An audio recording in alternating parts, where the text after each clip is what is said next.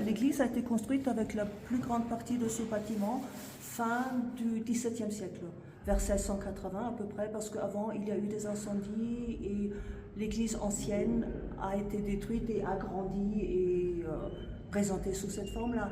Donc c'est une église baroque, comme vous voyez, avec le bois noir, les magnifiques stèles du chœur, magnifique. Typique pour le baroque.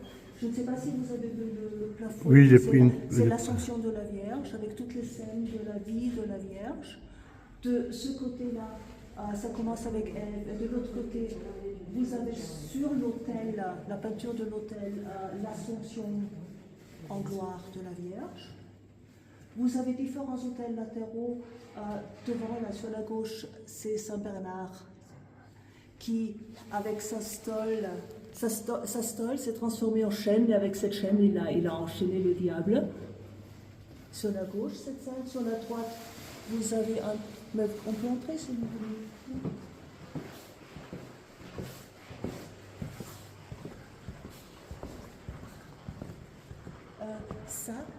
Ça c'est une réplique d'une copie orthodoxe, mais là-dedans, dans cet hôtel, en fait, il y a une sainte morte, c'est Sainte Faustine qui est enterrée là, ensevelie là.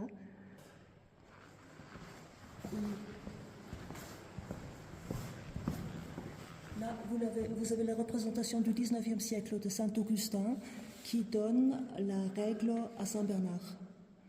Parce que ce sont des Augustins, ils vivent selon la règle de Saint Augustin. Et là, c'est Saint Bernard, avec le diable en bas. Vous ne voyez pas très bien, il n'y a pas de lumière, mais si on approche... C'est bon, tenez, regardez.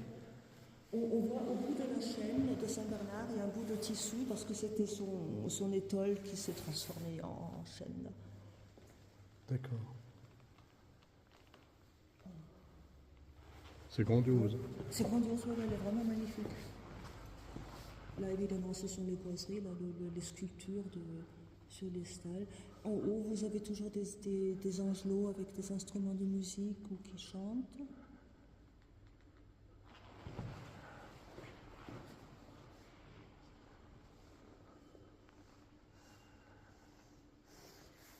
Ça vous va comme ça? Je vais aussi prendre une brochure. Saint Bernard est venu d'Aoste et a créé ici en l'an 1050 le premier refuge qui était censé abriter les pèlerins, les commerçants, tous les voyageurs qui passaient d'Italie en Suisse ou dans l'autre sens, du nord au sud, du sud au nord. Et depuis 1000 ans, ce lieu a toujours conservé sa tradition d'hébergement des gens ou en grande difficulté. Même de nuit, je crois. Mais, comment? Même de nuit. Même de nuit, bien sûr, et c'est une auberge, les personnes sont hébergées et nourries. Leur grande mission, c'est aussi de sauver des personnes en hiver, et l'hiver dure 8 mois ici. Quand il y a des avalanches, quand les gens sont ensevelis dans la neige, les chanoines ici sont en même temps des randonneurs et des sauveurs en montagne patentés. Et avec les chiens, avec l'aide des chiens de Saint-Bernard, ils ont déjà sauvé plein de personnes.